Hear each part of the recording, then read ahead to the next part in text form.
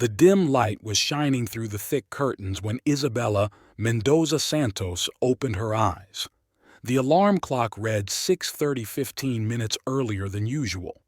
She always woke up a little before the alarm, as if her internal chronometer prevented her from being late, even in her sleep.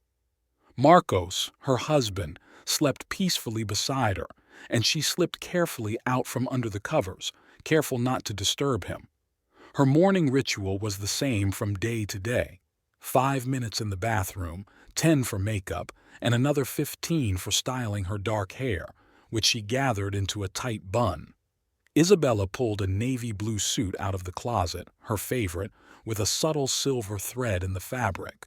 Marcos had given it to her for her last birthday, and every time she put it on, she felt a special confidence. Quietly making her way down to the first floor, Isabella turned on the coffee maker.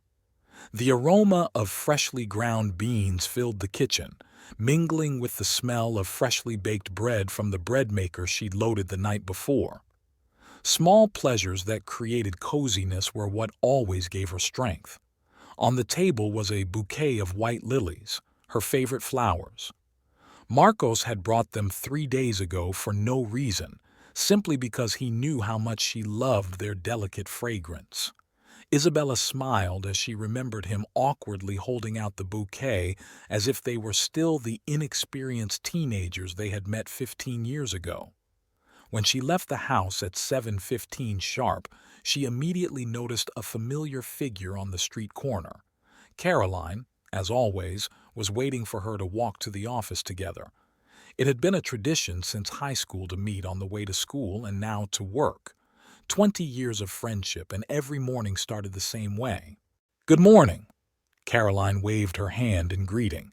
She was wearing an emerald dress that went especially well with her red hair. "You're early today."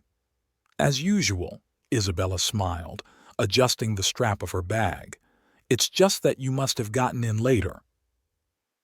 They walked through the morning streets of Sao Paulo, discussing the latest news.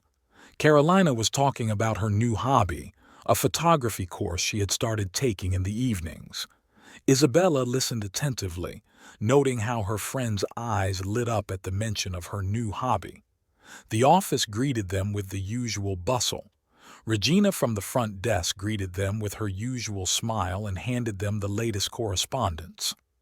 Isabella and Caroline worked in the marketing department, their desks across from each other, allowing them to be in constant contact. "Isabella, good morning." The voice of Ricardo Oliveira, the company director, came out of the blue. He appeared at her desk, holding a folder of documents. "Your latest campaign report is exactly what we needed. The client is completely satisfied with the results." "Thank you, Senor Oliveira." Isabella felt a surge of pride. "My team and I tried to accommodate every request." "Don't be modest. You deserve the credit. I'll see you in the conference room in an hour to discuss the new project. I think you can handle it just as well." Caroline winked at her as the director stepped back. "What did I tell you? You're an indispensable employee." The day went on as usual. Meetings were followed by work on projects, and she and Carolina had a short lunch break at their favorite cafe nearby. Antonio Pereira, their colleague from the neighboring department, joined them, bringing the latest office gossip. By the end of the workday, Isabella felt pleasantly tired. The last project had been successfully completed. The new one promised to be interesting. She packed her things, checked her email one last time, and shut down her computer. "See you tomorrow." Caroline waved her hand, having stayed up late working on an urgent report. The evening city greeted her with a cool breeze and the lights of storefronts. Isabella walked home, anticipating a romantic evening with her husband. Marcos had promised to make her favorite pasta, and she imagined they would dine by candlelight, discussing the previous day. Life seemed perfect. A loving husband, a devoted girlfriend, a successful career. Isabella had no idea that soon this idol would crumble like a house of cards, burying her happiness and faith in people under the rubble.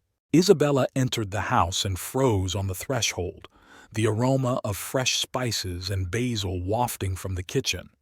Marcos seemed to be preparing her favorite dish. She took off her shoes, put her bag on the dresser in the hallway, and walked silently into the kitchen. Her husband stood at the stove, stirring the sauce and humming a tune softly. "You're early today," Isabella smiled, leaning against the door jamb. Marcos turned around, his face brightening. "Thought I'd surprise you. How was your day?" "Wonderful. Ricardo is very happy with the latest project." She stepped closer, peering into the pot. Smells delicious. "Your favorite recipe is seafood pasta. I added a little white wine to the sauce like your grandmother used to make." Isabella felt her heart fill with warmth. Marcos remembered all those little things, her family's recipes, her favorite spices, how she preferred her pasta cooked strictly al dente. She hugged her husband from behind, nestling her nose between his shoulder blades. His shirt smelled of his favorite perfume, sandalwood and bergamot.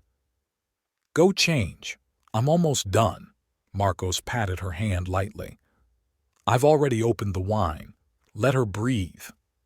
In the bedroom, Isabella changed into her homemade dress, the light, ivory-colored one that Marcos liked so much.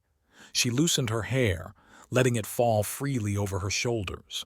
She washed her face, wiping off the remnants of her makeup and applying only a light moisturizer with the faint scent of jasmine.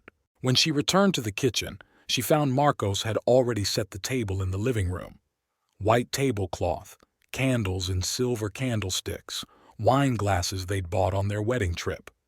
He remembered how much she loved those special moments when they could eat dinner in the living room instead of the kitchen, turning an ordinary evening into a small celebration.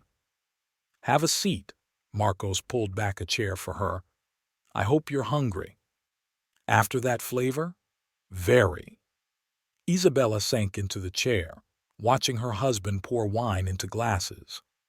Dinner passed in a cozy atmosphere. They talked about work.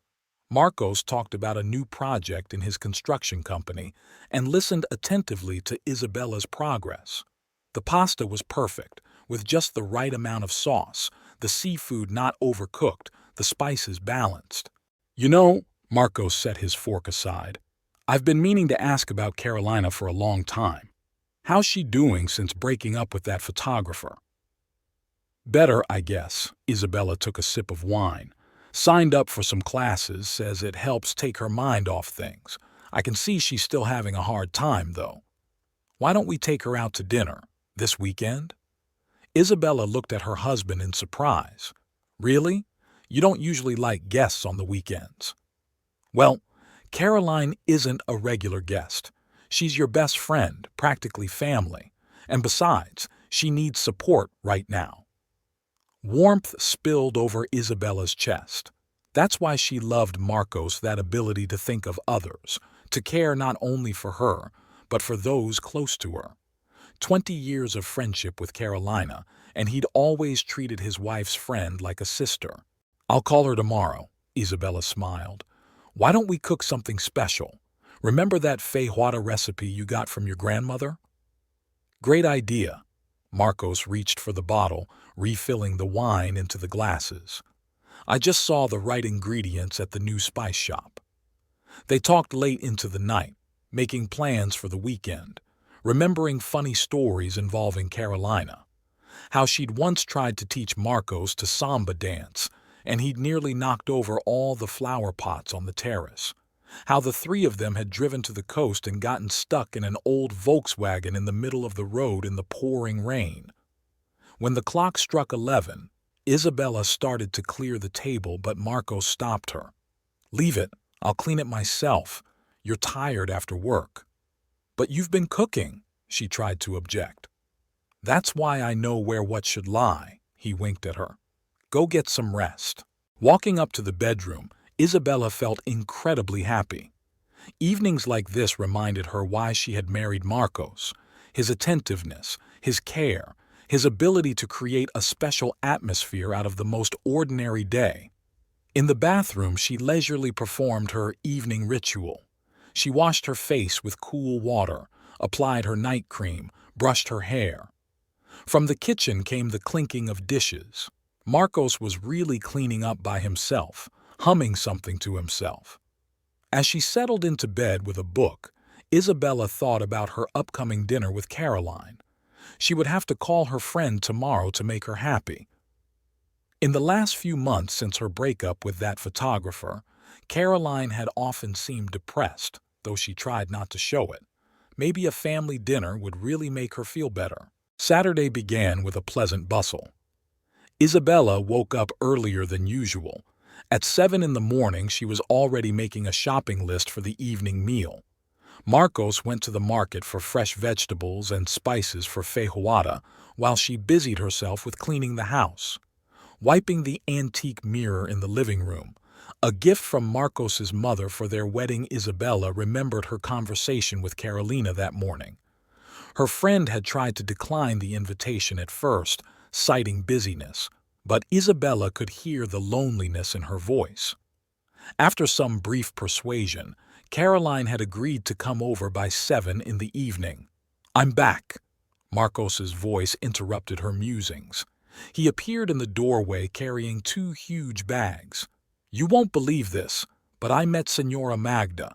She sold me the best tomatoes and advised me to add fresh thyme to the feijoada." Isabella smiled as she watched her husband arrange the purchases on the kitchen table. He chose each vegetable with care, just as his grandmother had taught him. Ripe tomatoes, firm peppers, fresh herbs, everything looked perfect. The day flew by in a flurry of activity. Marcos worked on the feijoada, refusing any help. This recipe was his pride. Isabella was busy with dessert, the 3-layer chocolate cake that Caroline loved so much. The aroma of cocoa mingled with the smell of spices from the main course, creating a special, festive atmosphere in the house. At 6:30, everything was ready. Isabella set the table in the living room, using their best set, white with gold borders, another wedding gift. She arranged the candles, laid out the napkins, polished the silverware to a shine. Marcos opened a bottle of red wine. Let it breathe, as he liked to say. At precisely 7 o'clock, the doorbell rang.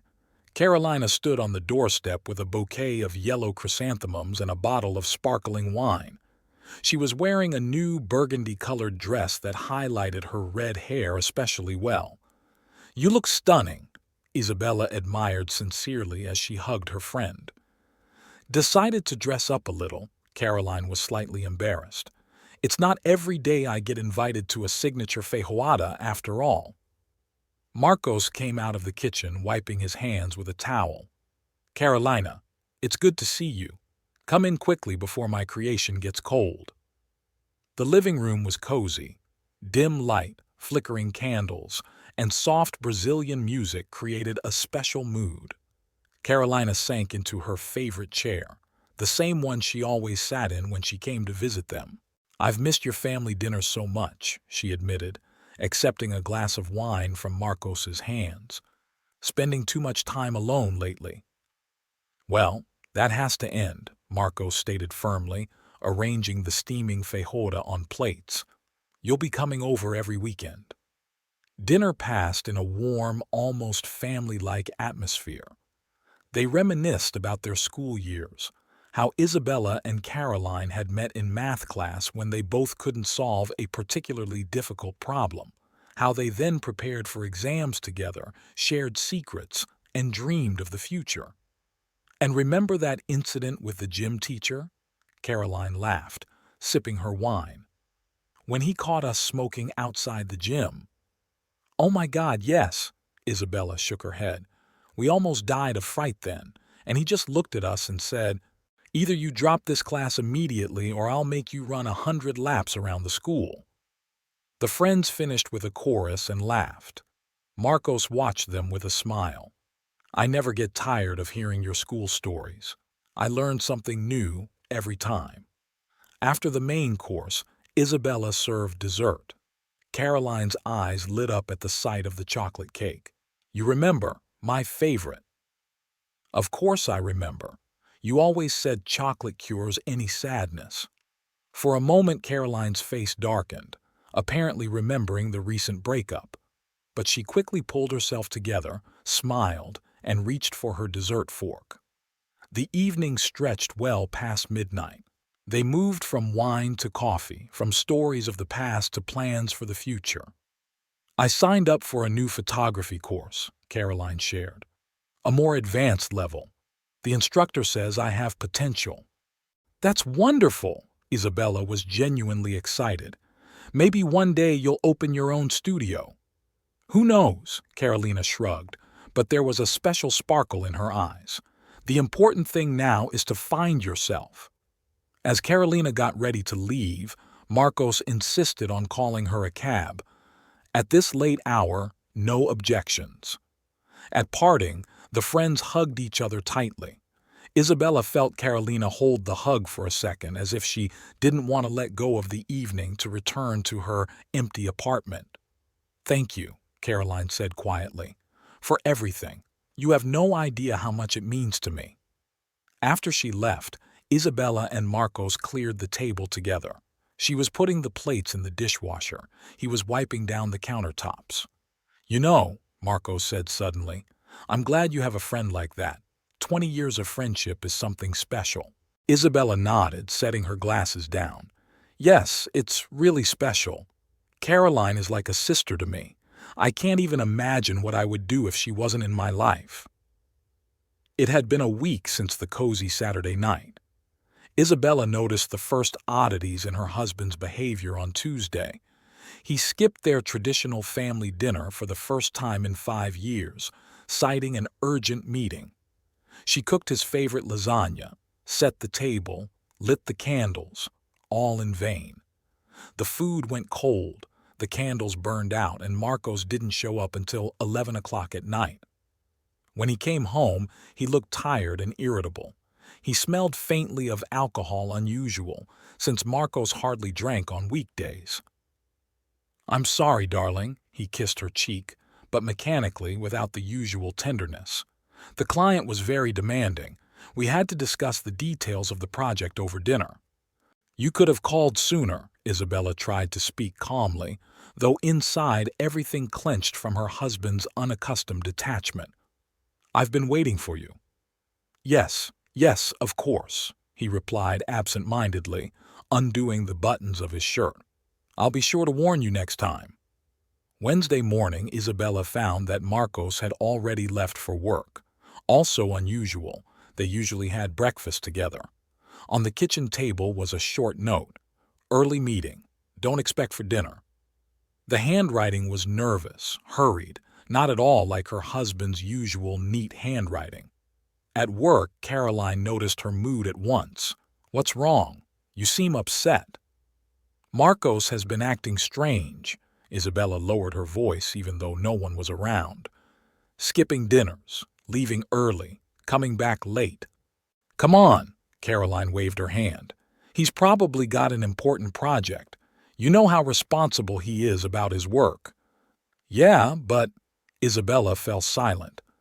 She was just about to send him a message, wondering if he was coming home early tonight. A message from her husband popped up on the screen. "I'll be late." On Thursday, the situation was the same. Marcos was late for work again. But this time, Isabella heard a cab pull into the driveway around 10 p.m. She looked out the window and heard Marcos's cab pull up. She looked out the window. Marcos took a long time to pay the driver, staggering and rummaging in his pockets. His car remained in the parking lot outside the office. "Have you been drinking?" she asked when her husband finally entered the house. "A little." He tossed his jacket carelessly on the couch, another trait uncharacteristic of him. Marcos had always been pedantic about his clothes. Celebrating the signing of the contract. "Fourth night in a row?" Isabella couldn't contain the sarcasm in her voice. Marcos turned around sharply, his eyes flashing. "Are you following me?" "No, I'm just worried." She took a step back, surprised by his reaction. "That's not like you." "I'm sorry." His face softened. I'm just tired. A lot of work lately. But something in his apology sounded fake, like the words were right, but the intonation wasn't. Friday morning, Marcos's cell phone rang while he was taking a shower. Isabella automatically glanced at the screen, an unknown number. She had already reached out to answer it, but the phone went silent. A moment later, a message came through. Isabella didn't want to read it. It would be an invasion of her husband's privacy. But out of the corner of her eye, she caught the first words. I miss you. All day long, those words kept her on her toes. She'd been absent-minded at work, typing twice in an important report. Ricardo had even asked if she was okay. Yeah, just didn't get enough sleep, she lied, avoiding the supervisor's scrutinizing gaze. In the evening, while cooking dinner, she heard Marcos talking on the phone in the backyard. His voice sounded unaccustomedly soft, with special intonations that had been reserved for her. Isabella stood at the window trying to hear the words, but her husband spoke too softly. When he had finished speaking, he entered the kitchen with a carefree air. That smells good. What's for dinner? Who were you talking to? The question came out before she could think. Work-related, he shrugged, but his gaze slid away. Discuss the details of a new project. At 8 o'clock on a Friday night? Yes, a client from a different time zone. The answer sounded too fast, too clipped. At dinner, Marcos was unusually talkative, talking about work, asking about her business. But Isabella sensed something was wrong. His attentiveness seemed contrived, his laughter too loud, his gestures too expansive, as if he were playing the role of a model husband.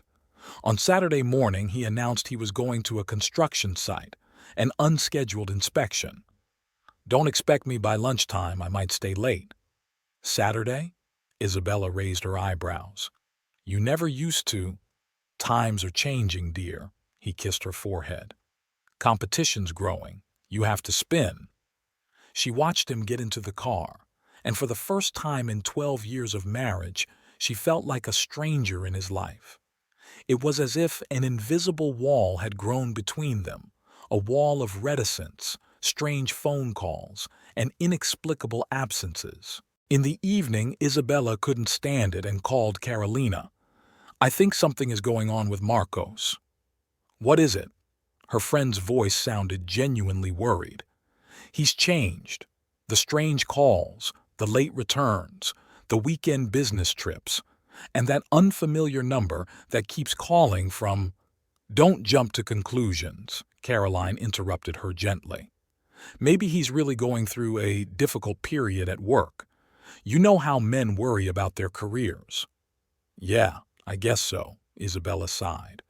It's just that before, he always shared his problems with me. Now, it's like he's distant.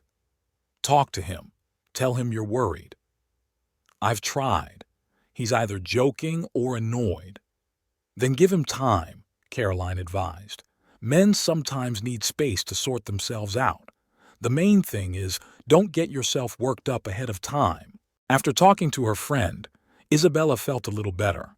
Maybe she was really exaggerating, making trouble out of nothing. But an annoying inner voice whispered, something was wrong. Something was definitely wrong. Monday started as usual, with an empty half of the bed. Marcos had left early again, leaving a note about an early meeting. Isabella mechanically performed the morning rituals, but everything was falling apart. She missed twice when applying mascara, accidentally put on different earrings, and then spent a long time looking for her keys, which were in the most visible place. It was drizzling outside in a light rain. Caroline didn't meet her at her usual place. She had sent a message that she was late at the dentist's. Isabella wandered through the wet streets alone, and the gray sky overhead seemed especially heavy. At the office, the first thing she did was check her mail. 3 letters from clients, a request from accounting, a notice of an upcoming meeting. The familiar routine helped distract herself from anxious thoughts. She immersed herself in her work, trying not to think about the empty house and the silent phone. Isabella? Ricardo's voice caught her off guard. The boss stood at her desk, holding a file folder. Do you have a moment? She followed him into his office. Ricardo closed the door and gestured for her to sit down. I've noticed that lately, the quality of your work has changed, he spoke softly, but there was concern in his eyes. There were a few errors in the last report. You missed the Friday morning meeting. I'm sorry. Isabella straightened an invisible crease in her skirt. It won't happen again. It's not about apologizing. Ricardo leaned back in his chair. In 15 years on the job, you've never made a blunder like this. Did something happen? Isabella looked up. There was genuine concern in his gaze, but she didn't want to discuss her family problems with her boss. Nothing's wrong, she tried to smile. Just a little tired. Maybe we should take a vacation. Ricardo was quiet, tapping his fingers on the table. You know, when my wife left me, I told everyone everything was fine too, until one day I snapped right in an important negotiation. Isabella flinched. What makes you think that? I have a lot of experience with people, he smiled softly. And I can see when a person is going through personal drama.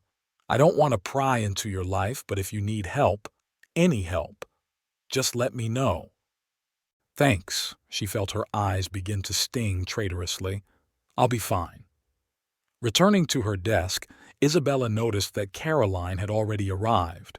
Her friend looked unusually enthusiastic, typing something quickly into her phone, smiling at her thoughts. Good news? Isabella asked, trying to distract herself from the heavy conversation with her boss. Caroline flinched and hurriedly put the phone away. Huh? No, it's nothing special. Just texting a classmate from my photography class. The day dragged on interminably. Isabella tried to concentrate on her work, but her thoughts kept returning to Marcos. She checked her phone every 15 minutes, but there was no call or message from her husband. During her lunch break, she noticed that Carolina was hurriedly packing somewhere. Aren't you coming to the cafe with me? Isabella asked. Sorry, not today, her friend hurriedly threw on her coat. Need to pick up the results from the dentist. Something in her voice struck Isabella as odd, but she couldn't figure out what it was. Could it be that she was really starting to look for a catch everywhere? After lunch, Antonio, their colleague from the neighboring department, approached her. Can you believe I saw your Marcos yesterday at the Morumbi Mall? Isabella tensed. Yesterday? He was at a construction site. No, he was. Antonio was clearly pleased to be able to share the news. About 3 o'clock in the afternoon, sitting in the cafe on the second floor. You must be mistaken. She did her best to keep her voice sounding indifferent. Marcos was working out of town all day. Maybe, Antonio shrugged, though I'd be willing to swear it was him. In the blue suit, carrying a briefcase. The blue suit, the same one Marcos had worn on Saturday morning, leaving ostensibly for the facility. Isabella felt the ground slipping from under her feet. By the end of the workday, she was exhausted mentally and physically. Without even saying goodbye to her co-workers, she wandered toward the exit. Ricardo caught up with her in the parking lot. Isabella, do you need a ride? No thanks, she shook her head. I'm going to walk, get some air. Are you sure? He frowned. It's going to rain outside again. I'm sure. She even managed to squeeze out a smile. I love the rain. Ricardo looked at her carefully. You know what I'll tell you? Take tomorrow off. Get some rest. Get your thoughts in order. But the quarterly report. It can wait, he interrupted her gently but firmly. It's not a request. It's an order from my superiors. At home, Isabella found that Marcos had already returned. He was sitting in the living room with his laptop, typing something intently. How was your day? She asked, trying to keep her voice sounding casual. Normal. He didn't even look up from the screen. Lots of work. Were you at Morumbi's yesterday? Marcos froze for a second, then slowly raised his head. Who told you? So I was. Everything went cold inside.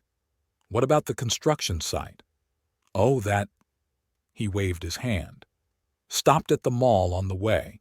Had to get a few things. In a suit to a construction site. Look, an irritated note came into his voice. I don't have to account for every move I make. I have my own life, my own business. Your life? Isabella felt a wave of anger rising inside. We've been married 12 years. We share a life. Don't start, he slammed the laptop shut. I'm tired and I don't want to fight. Rising from his seat, he walked past her without even glancing in her direction. A moment later, his office door slammed on the second floor. Isabella was left standing in the middle of the living room, feeling completely lost. Everything around her remained the same. Familiar furniture, pictures on the walls, her favorite plaid on the couch. But the familiar world was falling apart, turning into a puzzle, the pieces of which no longer fit into a coherent picture. Taking advantage of the day off that Ricardo had given her, Isabella decided to put the house in order. It always helped her calm down and put her thoughts in order. She started in the closet, methodically going through her clothes, folding, hanging, sorting by color and season. In Marcos's jacket pocket, she found a receipt from a restaurant the same day he'd supposedly stayed late at work because of an urgent meeting. The time on the check was 9 p.m. and the amount was for 2 people. Isabella carefully placed the check on the dressing table, a silent accusation awaiting an explanation. The phone rang. Caroline. Why aren't you at work? Did something happen? Ricardo gave me the day off. Isabella continued to mechanically fold her husband's shirts. Said I needed to rest. That's right, her friend sounded strangely uncertain. You haven't been yourself lately. Yeah, I wonder why. Isabella couldn't contain her sarcasm. Maybe because my husband lies to me about every move he makes. There was a pause. Then Caroline asked cautiously, Have you talked to him? I've tried. He only gets annoyed and walks away from the conversation. Maybe you should give him some space. Men need space sometimes. Something in her friend's intonation made Isabella wary. Usually Caroline was more emotional, more indignant on her friend's behalf. Now there was a kind of tortured reasonableness in her voice. That evening, when Marcos returned home, Isabella placed the check on the dining room table. Explain? He glanced at the slip of paper and his face froze for a moment. Are you going through my things? I was putting the closet in order. Your jacket had this check in it. Dinner for 2 the night you were supposedly in a meeting. Marcos ran his hand over his face. Yes, I had dinner with a client. It was a business meeting. And that's why you lied to me about the meeting? I didn't lie. He raised his voice. It was an informal dinner. We discussed the details of the project in a more relaxed setting. And do you often have informal dinners like this? Stop it. Marcos slapped his palm on the table. You're acting like a jealous wife from a cheap melodrama. He grabbed the car keys and sprinted out of the house, slamming the door loudly. Isabella remained seated at the table, staring at the unfortunate check. Dozens of questions swirled in her head. Who was that woman? How long had this been going on? Why hadn't she noticed sooner? The next days turned into an endless series of excuses. Marcos was late at work, or he had urgent meetings with contractors or unscheduled meetings. Each time, a new explanation, each time less and less believable. I have to meet with the material suppliers today. Going to an out-of-town site. Urgent call from a client. Paperwork problems, I'll have to stay late at the office. Isabella stopped believing every word he said. She noticed small details that she had overlooked before. A new shirt that had appeared in his closet, an unfamiliar perfume, A business card from a fancy restaurant with a handwritten phone number that had accidentally fallen out of his pocket. At work, Caroline began to absent herself more and more often on mysterious errands. She had a doctor's appointment, a photography course, or a meeting with a potential client. Isabella noticed that her friend had stopped giving details of her life, leaving her to generalities. One morning, Isabella walked into Ricardo's office. "Can I ask you a question?" "Of course," he set aside the papers he was reviewing.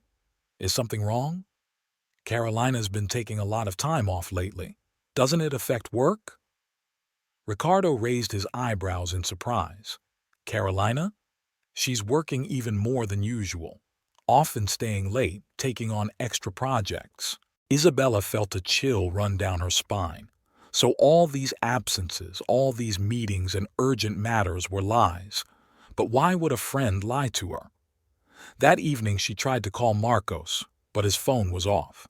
She sent a message, but it went unanswered. At 10 o'clock she heard his car pull up. He entered the house, whistling a tune. "Where have you been?" Isabella asked, standing in the living room doorway. "Ah, you're awake," he sounded as if he didn't even notice the tension in her voice. "There was a problem at the facility. I had to stay late."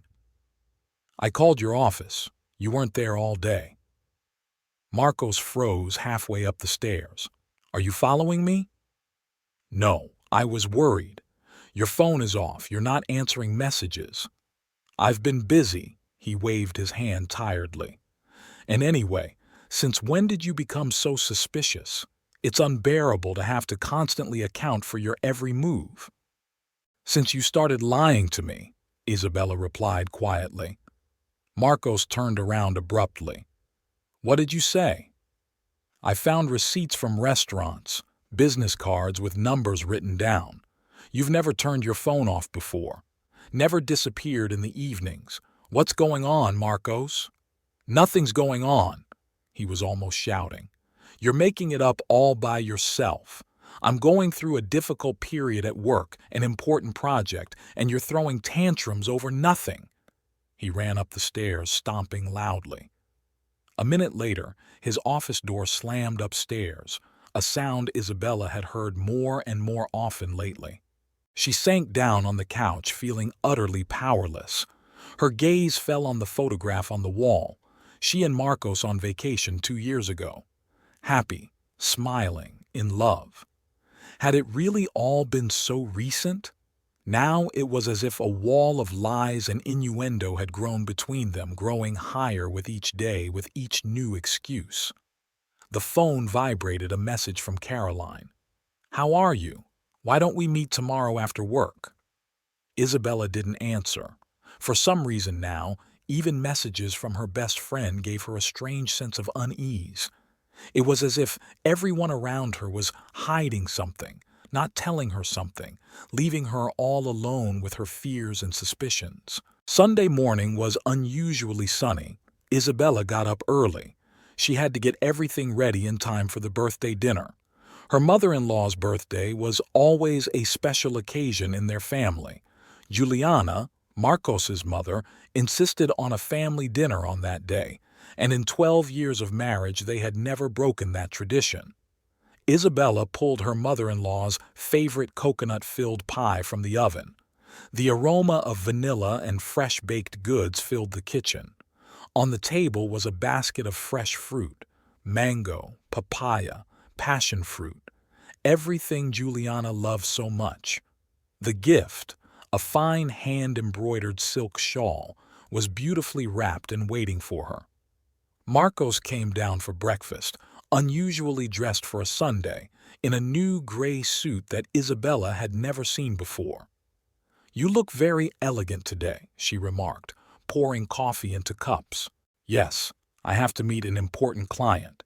He avoided her gaze as he hurriedly buttered his toast. "On Sunday? What about Mom? We have to be at her place by 2 o'clock. Marcos put the unfinished toast on his plate. "That's what I wanted to talk to you about. I can't go today." Isabella froze with the coffee pot in her hand. "What do you mean you can't go? It's your mother's birthday." I have an important meeting. A potential investor has flown in from Europe for just one day.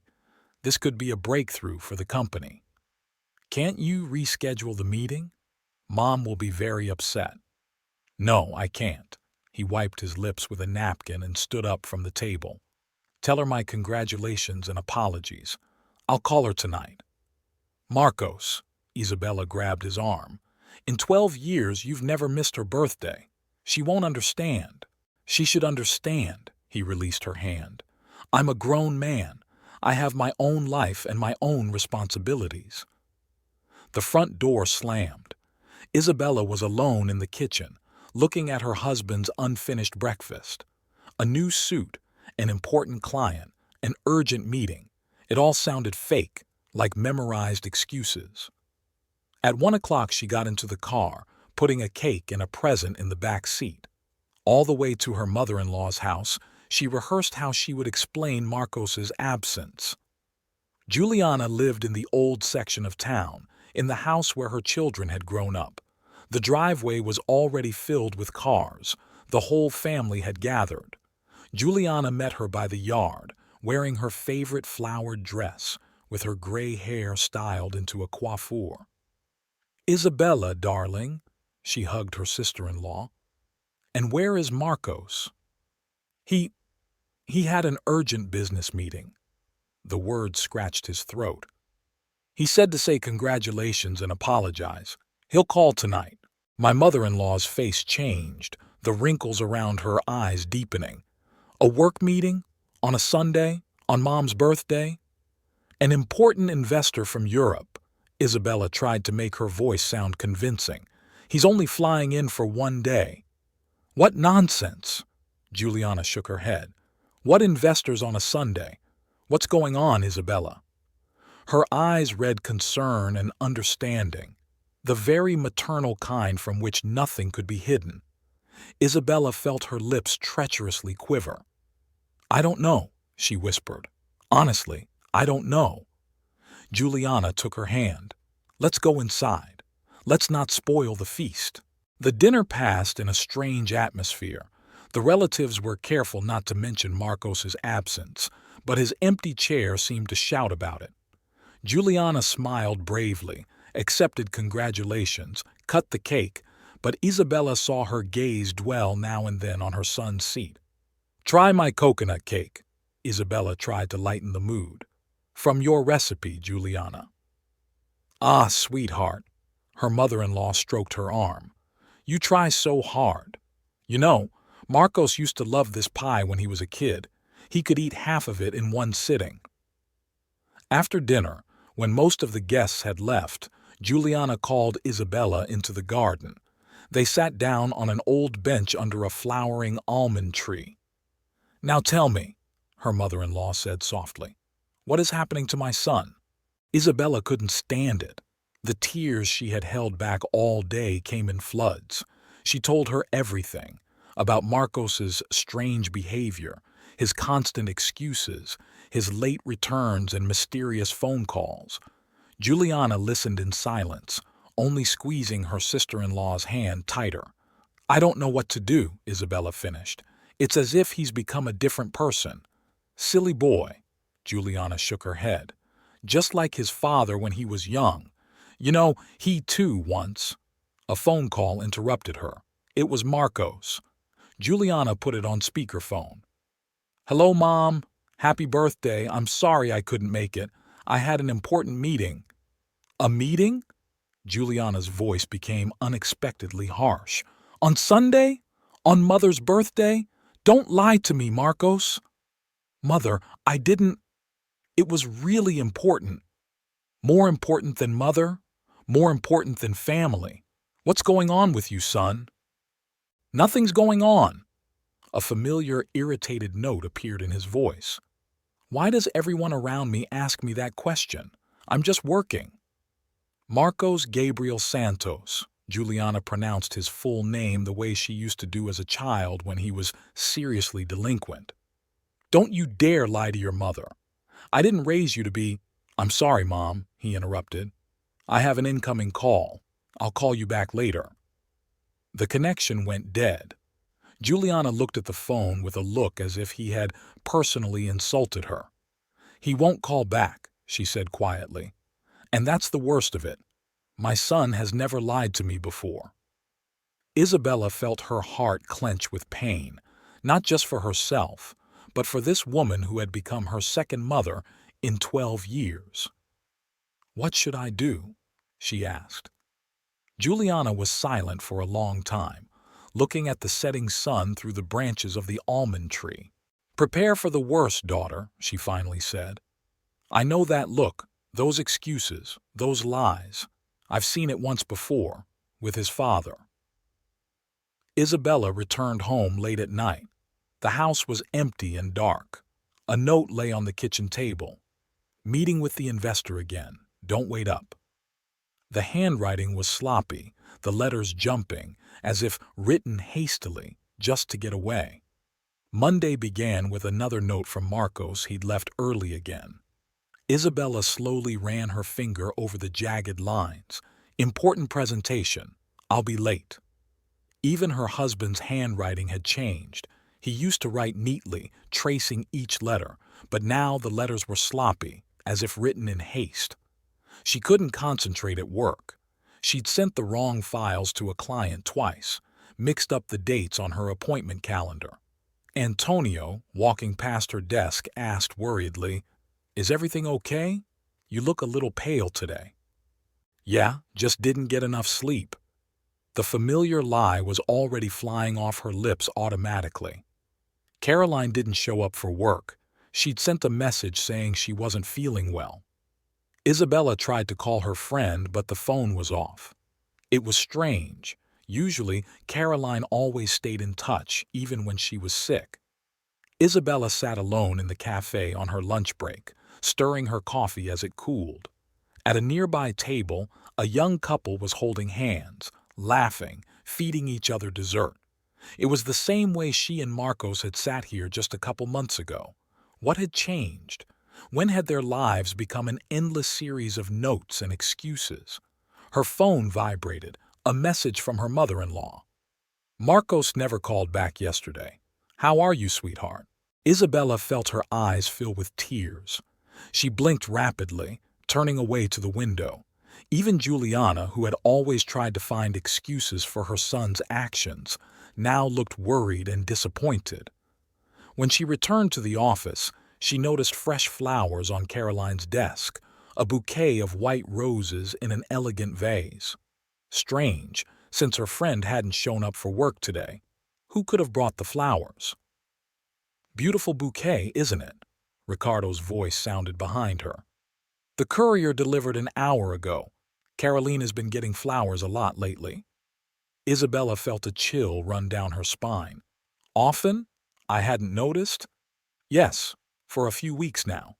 She usually takes them home right away, but she didn't today." Ricardo looked at her carefully. "Are you kind of surprised?" No, Isabella tried to smile. "It's just, she didn't tell me." By evening, she had made her decision. It was no longer possible to live in this fog of suspicion and innuendo. The truth had to be known, no matter how bitter it turned out to be. At home, Isabella methodically searched Marcos's office while he was in another important meeting. In a desk drawer, she found a new leather-bound day planner. She hadn't seen it before. Inside were written down some addresses, meeting times, but no details. One entry caught her eye. 1730, Avenida Paulista, 1000. The address was marked with an asterisk. In her closet, she found several new shirts, expensive, fine cotton, with fancy cufflinks in the pockets. Marcos had never been fond of such things, preferring a more conservative style. What had made him change so much? There was a new perfume on the bathroom shelf, a tart perfume with notes of sandalwood and ambergris, not the one he'd been using for the past 5 years. Isabella held the bottle to her nose. That scent. She'd smelled it somewhere before. But where? Marcos's phone was securely protected by a password he'd recently changed. They'd had no secrets from each other before. They knew their phone passwords, email, bank card passwords. Now there were locked doors, passwords, secrets. Isabella sat down at her computer and opened their joint bank account. Looked up recent transactions, restaurants she didn't know, clothing stores, a jewelry salon, a jewelry store. Marcos had spent a substantial amount there 2 weeks ago, but she hadn't received any gifts from him.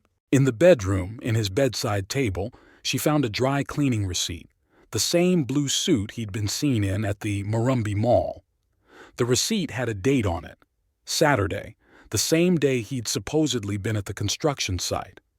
Each new detail, each discovery added up to a mosaic, a picture that became more and more obvious and painful. But she needed proof, irrefutable, clear evidence.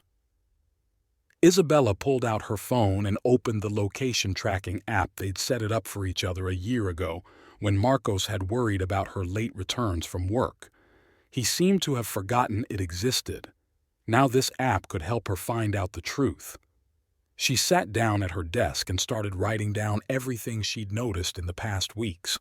New clothes and perfume, late returns, strange phone calls, lying about whereabouts, changing habits, missing her mother's birthday, irritability when trying to talk, mysterious meetings on weekends, disconnected phone. And there was one more detail that kept her busy: Caroline's strange behavior, her excuses, her sudden disappearances, her unexpected flowers at work. Why had her best friend suddenly become so secretive? Isabella pulled out a calendar and began marking the days when Marcos returned especially late. Then she compared them to days when Caroline was absent from work or acting strangely. A pattern began to emerge, but she pushed the thought away. No, not this, not them. At 11 p.m., the front door opened quietly. Marcos had come home.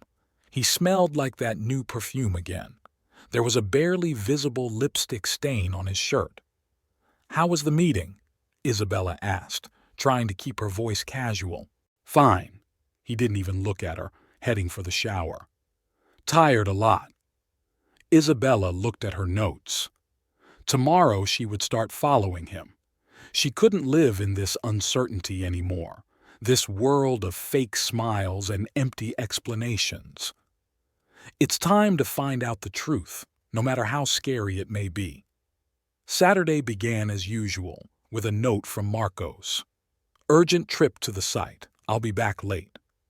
The handwriting was hurried, sloppy, and the paper bore the marks of spilled coffee. Isabella ran her finger over the stain. It was still fresh, which meant he'd left recently. She dressed quickly, choosing an inconspicuous navy blue suit and comfortable shoes without heels. Her hair was in a simple bun, and her makeup was minimal. Today she needed to go unnoticed. Marcos's car was in the garage he'd left in a cab. It was strange. He usually drove his own car to construction sites so he could transport documents and tools. Isabella opened the location tracking app. Marcos's phone showed that he was heading toward the business center, not at all in the direction of their current construction projects. She quickly hailed a cab. "Follow this dot on the map," she asked the driver, showing the phone screen. "Just keep your distance." The driver nodded understandingly, not asking too many questions. Maybe he'd encountered similar requests before, to keep an eye out for unfaithful husbands or wives. They drove for about half an hour. Marcos stopped outside an expensive shopping center in an upscale area of town. Isabella asked the driver to park on the opposite side of the street, where the main entrance was clearly visible. Marcos got out of the cab, dressed in the same blue suit she remembered from the dry cleaning receipt. In his hands was a bouquet of white roses, just like the ones that appeared on Carolina's desk at the office. Isabella's heart beat faster. She pulled out her cell phone and checked Caroline's location. The feature was off. Strange. Usually her friend never turned off geolocation. Marcos walked into the mall. Isabella waited a couple minutes and followed him, trying to keep a safe distance. He went up to the third floor where the expensive restaurants and cafes were located. In an elegant restaurant with panoramic windows, Marcos stopped at a table where someone was already seated. Isabella froze behind a large tropical palm tree in a tub. Her heart sank. Carolina was sitting at the table. She was wearing the same emerald dress she'd worn the day they dined together. Her hair was styled in waves, a new necklace around her neck. Probably the same one Marcos had bought at the jewelry salon 2 weeks ago. Marcos leaned over and kissed Caroline, tenderly, habitually, like someone who had done it many times before.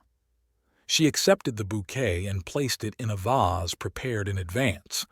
This was clearly not the first time they had met here. Isabella felt her fingers go numb as she gripped the palm tree, her husband and her best friend. The closest people she trusted more than anyone in the world. They had betrayed her together, turning her life into a theater of lies and pretense. Everything made sense now. Strange absences, overlapping weekends, new clothes, perfume, jewelry, mysterious phone calls, sudden meetings with clients, missing her mother's birthday. Caroline, who had gone from sympathetic friend to aloof person with perpetual excuses. Isabella watched them chatting animatedly about something. Marcos took Caroline's hand, the same gesture he always used to take hers, Isabella's. Something glinted on Carolina's ring, finger a ring, a new gift from her husband. The waiter brought them champagne. They raised their glasses, looking into each other's eyes. Caroline laughed, the same laugh she always laughed at their friendly gatherings. Now that laughter was reserved for Marcos. Isabella pulled out her cell phone and took a few pictures. Why? She didn't know herself. Maybe to have proof? Or so that later, in moments of weakness, she wouldn't think she'd dreamed it all up. Marcos said something and Caroline laughed again, throwing back her head.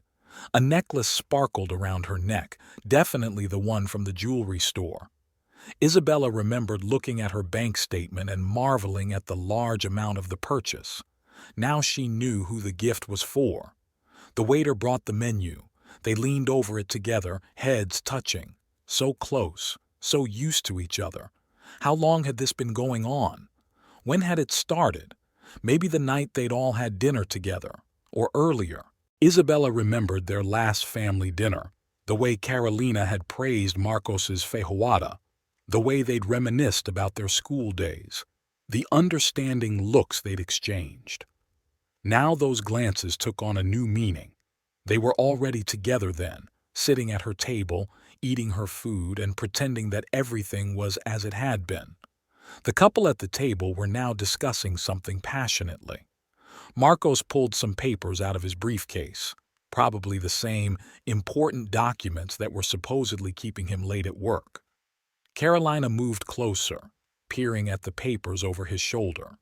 Their faces were so close together that it looked like they were about to kiss. The restaurant was becoming more and more crowded. Someone might have recognized her. The city was big, but the business community was tight. Isabella decided she'd seen enough. She moved cautiously toward the exit, trying to remain unnoticed. In the cab, she gave the address at random, the first one that came to mind. She needed time to gather her thoughts. The driver glanced at her in the rearview mirror with concern, probably noticing her hands shaking. Her phone vibrated, a message from Marcos. "I'm delayed at the site. There's a problem with the documentation." Followed by a message from Carolina. "Sorry, can't make it tonight, not feeling well." Isabella grinned bitterly.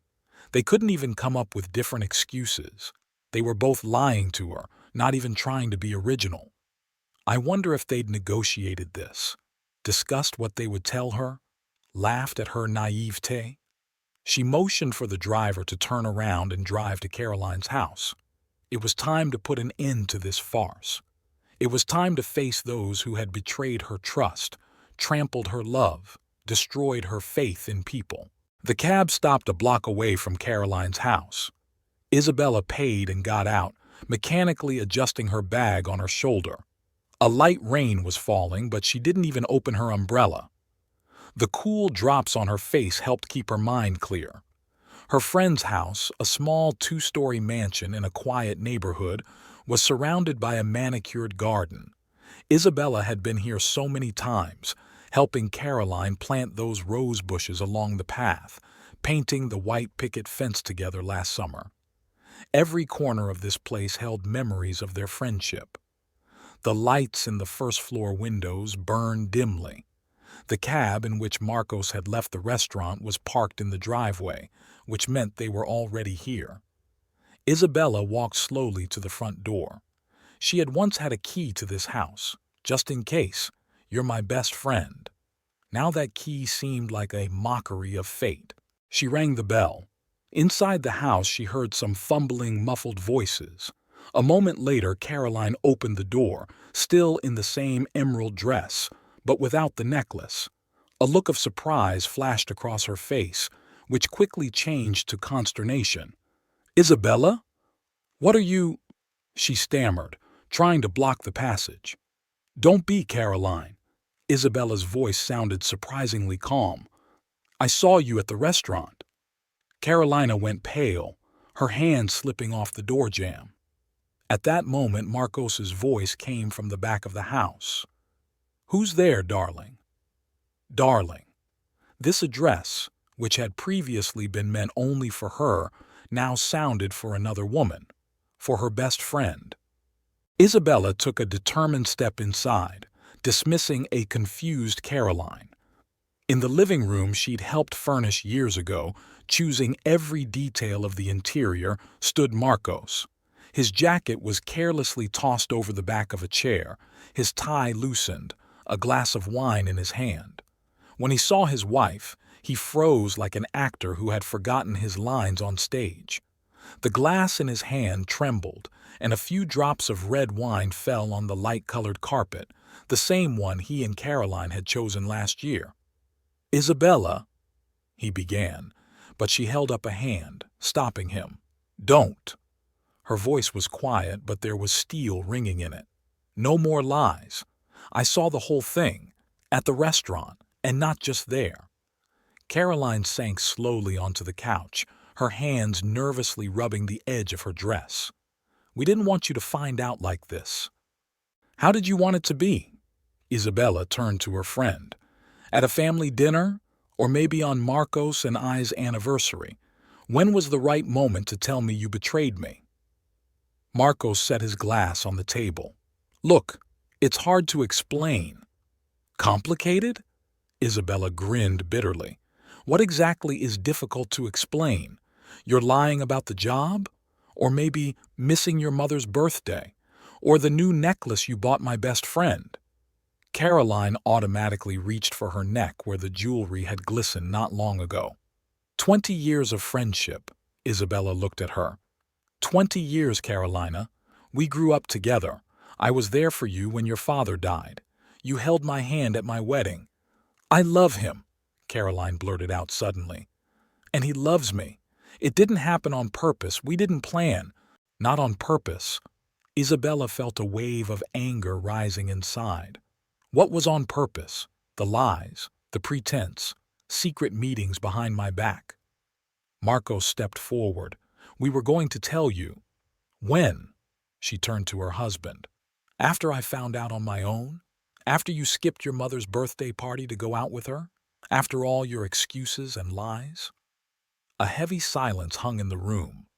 Somewhere in the garden the rain rustled, and in the kitchen the refrigerator, the same one she and Marcos had helped Carolina pick out 3 years ago, hummed quietly. "Go away," Carolina said suddenly firmly, rising from the sofa.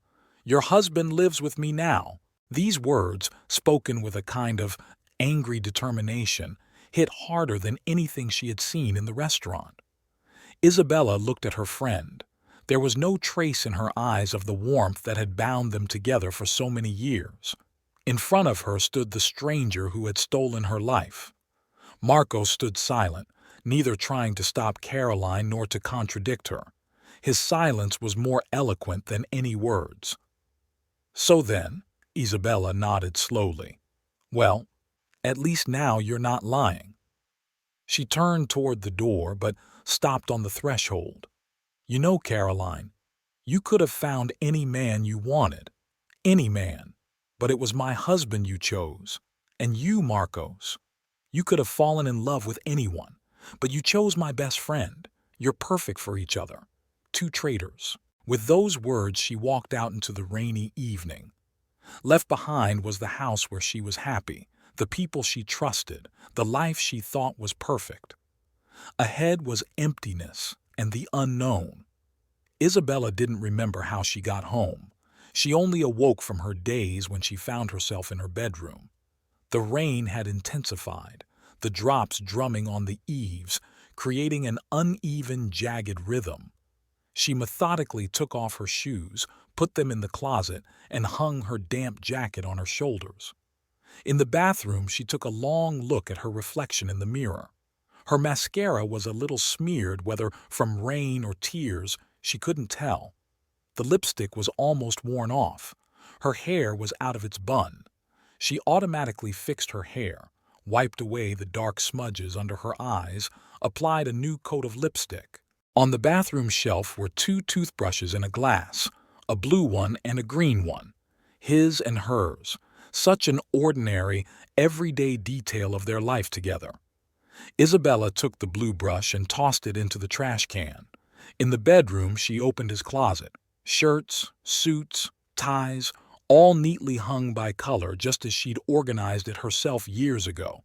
How many times had she ironed those shirts, matched the ties to them, made sure each item was perfectly clean and ironed?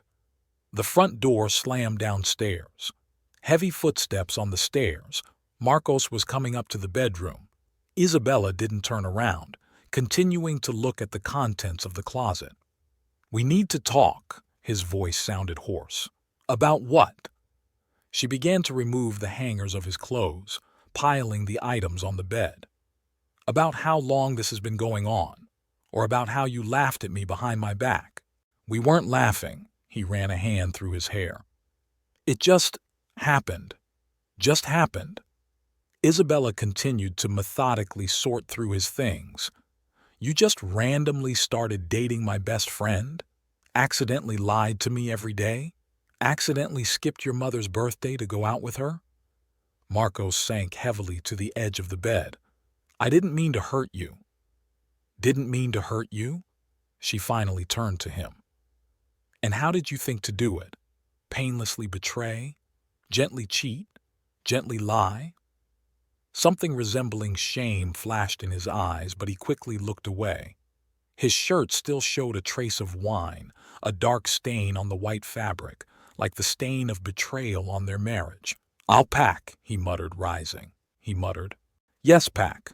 Isabella stepped back to the window. "And don't forget to pick up all your new shirts and perfume, the ones you bought for your meetings with her." He began silently folding the clothes into a large travel bag. Isabella watched him, noting every movement. The way he folded shirts, the way he checked jacket pockets, the way he gathered toiletries in the bathroom. "Leave the house keys on the table," she said when he finished packing. Marcos pulled a bunch of keys out of his pocket. His fingers trembled slightly as he separated the house key from the others. "Isabella, No." She held up a hand, stopping him. "You don't have to say anything. All words will be lies, just like the last months of our lives." He placed the key on the bedside table. Next to it lay a picture of them together, from last year's vacation, where they looked so happy. Marcos held his gaze on the photo for a moment, but didn't pick it up. "I'll call my lawyer," he said, picking up his bag. "We'll make this civilized." "Civilized?" Isabella grinned bitterly. As if there could be anything civilized about betrayal. He paused in the bedroom doorway as if he wanted to add something, but changed his mind. His footsteps on the stairs sounded deafening, like the blows of a hammer driving the final nails into the coffin lid of their marriage. The front door slammed shut, this time definitively. Isabella went to the window. Marcos stood in the rain, holding his cell phone to his ear. A few minutes later, a cab pulled up. the same one he'd used to arrive at Carolina's. He got into the car without even looking back at the house. The yellow car disappeared around the corner, taking with it 12 years of life together, thousands of breakfasts together, hundreds of plans for the future, dozens of unfinished conversations. Everything that had seemed so solid had crumbled like a house of cards with a single gust of the wind of infidelity.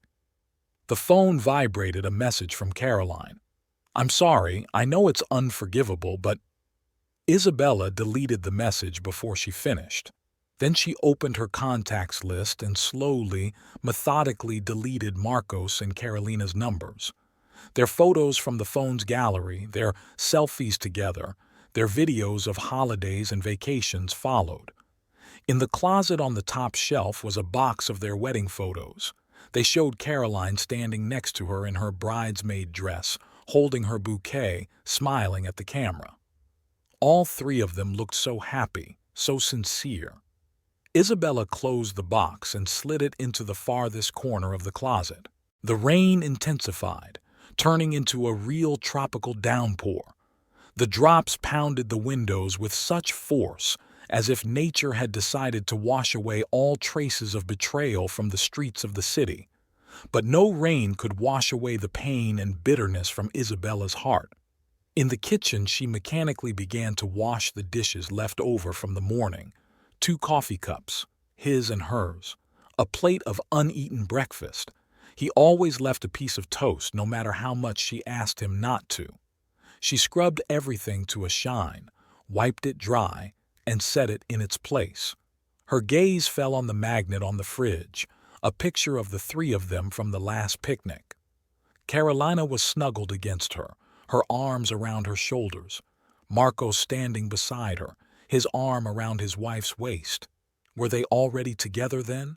Had they planned their secret meetings even then? Isabella ripped off the magnet and tossed it into the trash can, to the blue toothbrush. The phone vibrated again. This time it was her mother-in-law calling. "Isabella, what's wrong? Marcos just called, saying he's moving in with Carolina." "Yes, Juliana."